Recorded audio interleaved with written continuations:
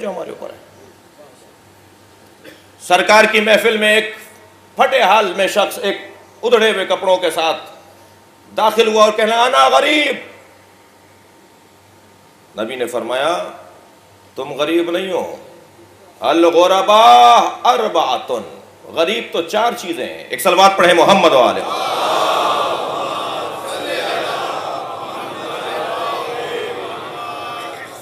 سرکار فرمانے تم غریب نہیں ہو، یہ پھٹے ہوئے حال میں تمہارے کپڑے پھٹے ہوئے مانگنے آئے ہو، ہاتھ پھیلا رہے ہو، اسے غریب نہیں کہتے۔ غریب کون ہے؟ فرماتے ہیں 4 چیزیں غریب ہیں۔ الاول، سب سے پہلی غریب شے وہ مسجد ہے جس میں نماز نہیں ہوتی، جس میں لوگ نماز پڑھنے نہیں جاتے۔ علاقے کے اندر موجود وہ مسجد جس سے کوئی استفادہ نہیں کرتا۔ سن لیجئے کچھ کڑوی باتیں،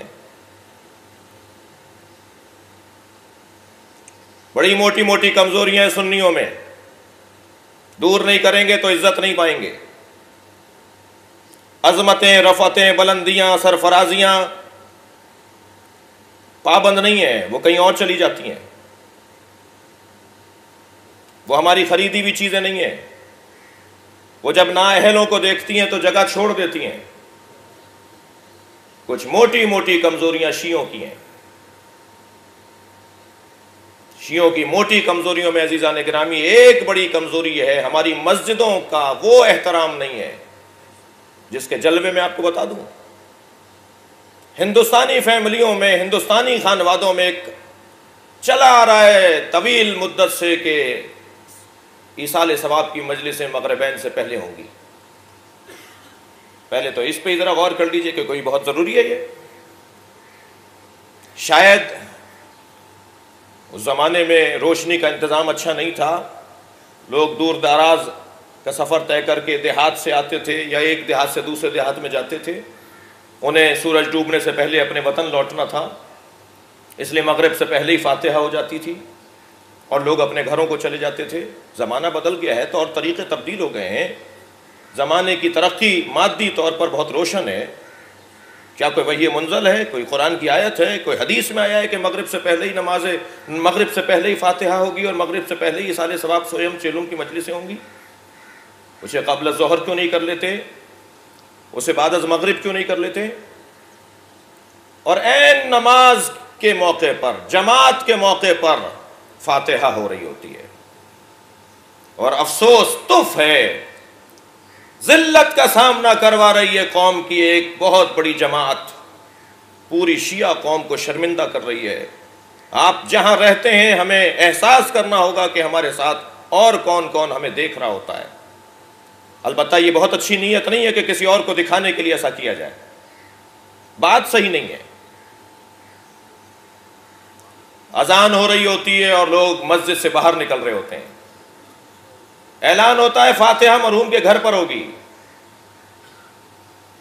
سن لیجئے کچھ کڑوی باتوں سے، زیادہ سے زیادہ آپ خفا ہوں گے، میری صحت پہ کوئی اثر نہیں پڑے گا۔ صلوات پڑھ لیں ذرا محمد والے۔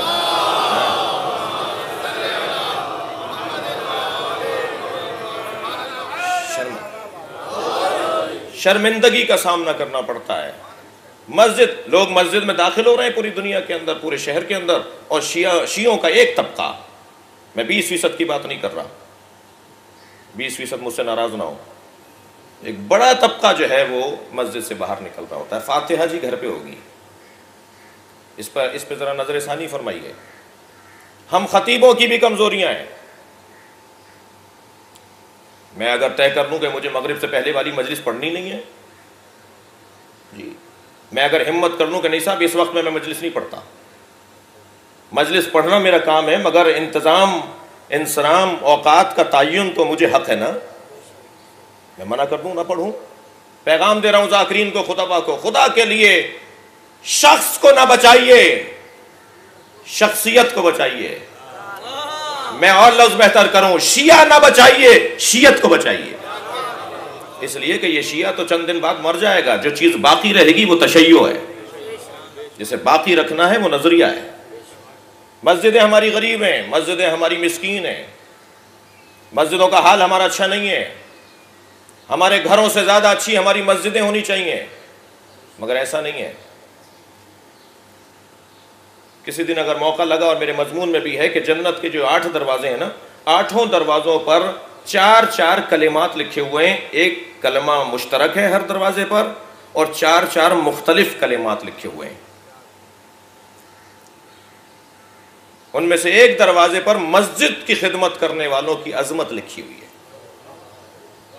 اگر میرے اشرے کے اندر مضمون میں تو ہے، ارادہ بھی ہے کہ وہ جب بات آئے گی اس جگہ پر تو میں عرض کروں گا آپ سے۔ مسجد ہمارے یہاں غریب ہے۔ کیا چیز غریب ہے جی؟ مسجد غریب ہے۔ دوسری کیا چیز غریب ہے ہمارے یہاں؟ معصوم ارشاد فرماتے ہیں الغرباء اربعۃ، دوسرا وہ عالم جو تمہارے درمیان موجود ہے اور تم اس سے مسئلہ نہیں پوچھتے۔ اول تو علماء کا فقدان ہے، تبھی تو میں بیٹھا ہوں یہاں۔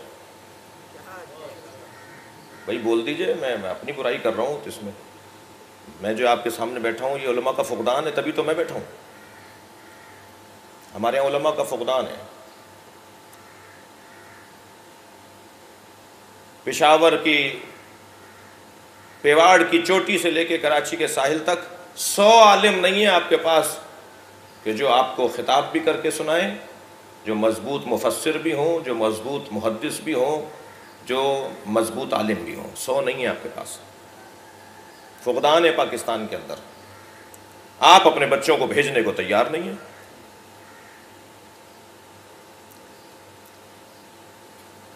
آج میرا موڈ خراب نہیں ہے، میں بڑے اطمینان سے ہی بات کر رہا ہوں۔ بھئی سوچئے نا،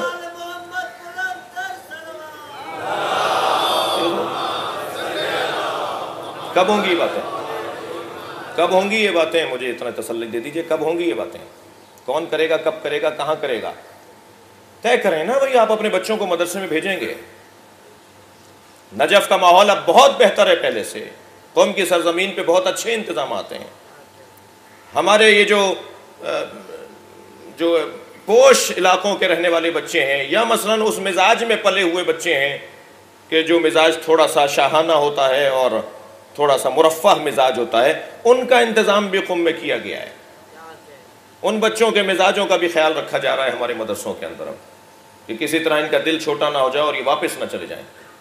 ہمارے پاس فقدان عالم نہیں ہے، اور اگر ہیں بھی تو وہ ٹرانسفر کروائے، وہ نوکری دلوائے، وہ تھانے سے چھڑوائے، وہ سارے قومی کام کرے، نہ کرے تو وہ مسئلہ نہ بتائے، بس جی، وہ سارے مسئلوں کا حل رکھتا ہو مگر اس سے مسئلہ نہ پوچھا جائے۔ یعنی اگر 10 آدمی ڈیلی ملتے ہیں کسی عالم سے تو 10 میں سے ایک ہوتا ہے مشکل سے جو شرعی مسئلہ پوچھتا ہے، 9 لوگ مسئلہ بتانے آتے ہیں، پوچھنے نہیں آتے۔ یہ عالم ہے۔ نبی فرما رہے ہیں غریبوں میں سے ایک غریب عالم ہے جس سے مسئلہ نہیں پوچھا جاتا۔ تیسرا غریب، اللہ اکبر، وہ قرآن ہے جسے کھولا نہیں جاتا، یہ غریب ہے۔ فرمایا چوتھا غریب وہ قرآن ہے جو ظالموں کے استعمال میں ہے۔ پھر تکرار کروں گا، ایک وہ قرآن، نبی نے 4 غریبوں کا نام لیا ہے، مسجد غریب، عالم غریب، وہ قرآن غریب کہ جسے کھولا نہیں جاتا، جسے طاق پہ رکھا ہوا ہے، جسے جزدان میں لپیٹ دیا ہے، حتیٰ جزدان پہ بھی گرد اتنی چھا جاتی ہے کہ جب کبھی اتفاقاً قرآن اٹھا لیا تو معلوم ہوا کہ اس کے پر گرد جمی ہوئی ہے۔ یہ گرد بتا رہی ہے تم نے 1 مہینے سے قرآن کھولا نہیں ہے۔ یہ وہ لوگ کہ جو قرآن مجید سے دور دور رہتے ہیں، ان کی مذمت کے اندر آیا ہے کہ یہ وہ لوگ ہیں ینادون من مکان بعید، یہ دور کھڑے ہو کر باتیں کرنے والے لوگ ہیں۔ قریب آؤ، بات کرو، کھولو اسے۔ یہ کس کے لیے بھیجا گیا ہے؟ یہ کس کے لیے رکھا گیا ہے؟ یہ غریب قرآن کے جو گھروں میں رکھا ہوا ہے مگر اس کا استعمال نہیں ہے، اس کو پڑھا نہیں جاتا۔ اور چوتھا غریب کون ہے؟ وہ قرآن جو ظالموں کے ہاتھ میں ہے۔ ہاں، قرآن مجید کا استعمال ظالم بھی کرتا ہے۔ ظالم اپنے ظلم کو جواز کے طور پر جائز کرنے کے لیے قرآن سے آیت لے کر آتا ہے. زیادہ دور مت جائیے، آپ جس دسترخوان پہ اور جس فرش پر بیٹھے ہوئے ہیں ان کے ساتھ ظلم جب ہوا تو ظلم کی حد یہ ہے کہ ظلم کرنے والا قرآن پڑھتا تھا، سر کاٹتے ہوئے قرآن سے آیت لے کر آتا تھا. جب مولا کائنات کے خلاف لشکر جمع کیا گیا، جب میرے مولا علی کو مارنے کے لیے لشکر جمع ہوا تو وہ قرآن کی آیتیں پڑھ رہا تھا.